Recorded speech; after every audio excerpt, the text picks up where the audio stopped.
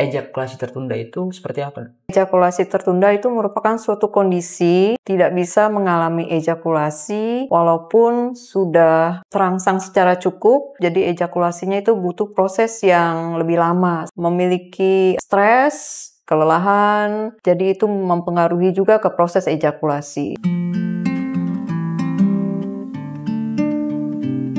Halo Sobat Pandawa, balik lagi dengan saya Aditya Ananda di podcast Tanya Dok. Di podcast kali ini kita akan membahas berbagai permasalahan dan juga topik mengenai estetika dan anti-aging, kesehatan gigi dan mulut, dan juga penyakit kulit dan kelamin. Dan di episode kali ini yang akan kita bahas adalah mengenai ejakulasi tertunda. Tentunya untuk membahas mengenai ejakulasi tertunda saya tidak akan sendirian karena saya akan ditemani oleh dokter kita, Dokter Margaret. Selamat Halo, Dok. sore. Sore Dok. Kita lanjut lagi ya Dok ya mengenai yang akan kita bahas di episode kali ini, yaitu mengenai ejakulasi tertunda. Yang ingin saya tanyakan sebetulnya ejakulasi tertunda itu seperti apa?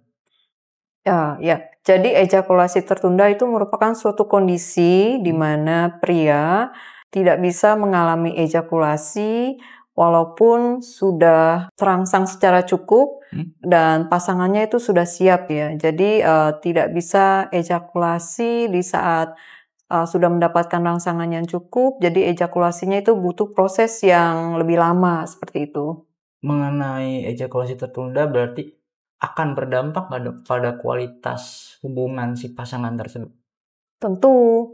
Jadi itu mempengaruhi secara emosional juga, fisik juga, bisa menimbulkan kecemasan, frustasi karena berpikir ya proses ejakulasinya itu perlu waktu yang lebih lama seperti itu.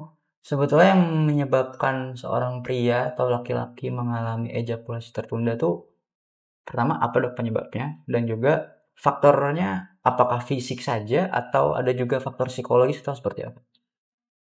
Bisa dari berbagai faktor ya. Pertama, faktor hormonal bisa. Jadi misalnya kalau kekurangan hormon atau kalau mengkonsumsi obat-obatan tertentu seperti antidepresan atau antihipertensi itu ada yang memiliki efek ke proses ejakulasi juga. Atau bisa juga kalau memiliki stres, jadi banyak pikiran, kelelahan, jadi itu mempengaruhi juga ke proses ejakulasi. Berarti banyak faktor Dok ya, bukan hanya fisik dan juga psikologis saja ya? Iya.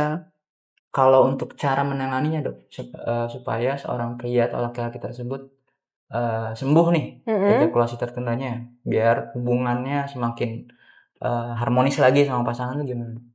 Jadi kalau misalnya tergantung faktornya ya, kalau faktornya karena pengaruh hormonal atau pengaruh karena efek samping obat-obatan, itu bisa diterapi secara medikamentosa, jadi diberikan obat-obatan untuk memperbaiki kondisi ejakulasi yang tertunda.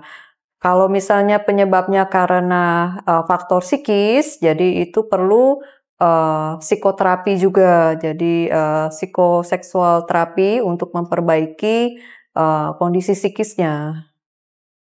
Kalau ejakulasi tertunda tuh ada hubungannya atau korelasinya nggak dengan keturunan? Sebetulnya. Bisa memiliki pengaruh ke keturunan ya, karena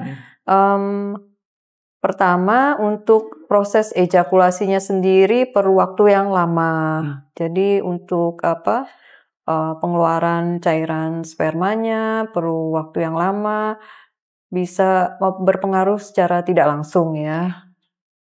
Oke, barangkali dokter ada tips nih buat Sobat Pandawa di luar sana yang mungkin malu-malu mengakui pernah mengalami atau sedang mengalami ejakulasi tertunda, atau bagaimana untuk supaya si pria tersebut atau si pasangan tersebut harmonis lagi Dok? Ya, Tipsnya. jadi buat kalian-kalian yang mengalami kondisi di mana sulit untuk mengalami ejakulasi atau ejakulasinya mengalami penundaan, bisa dikonsultasikan ke Klinik Utama Pandawa untuk segera mendapatkan penanganan yang lebih lanjut. Intinya jangan dibiarkan terlalu lama karena itu sangat mengganggu keharmonisan Sobat Pandawa dengan pasangan yang masing-masing. Betul ya dok? Betul. Cukup dok? Cukup sekian. Oke, karena Dr. Margaret sudah bilang cukup. Episode kali ini mengenai ejakulasi rendah dicukupkan. Jangan khawatir, masih banyak episode selanjutnya yang akan kita bahas mengenai penyakit, mengenai treatment. Hanya di podcast Tanya Dok bersama saya Aditya Ananda. Dan saya Dr. Margaret. See you to the next episode. Jangan lupa subscribe, like, comment, and share supaya Tanya Dok semakin oke lagi. Bye-bye. Bye-bye. See you in the next episode.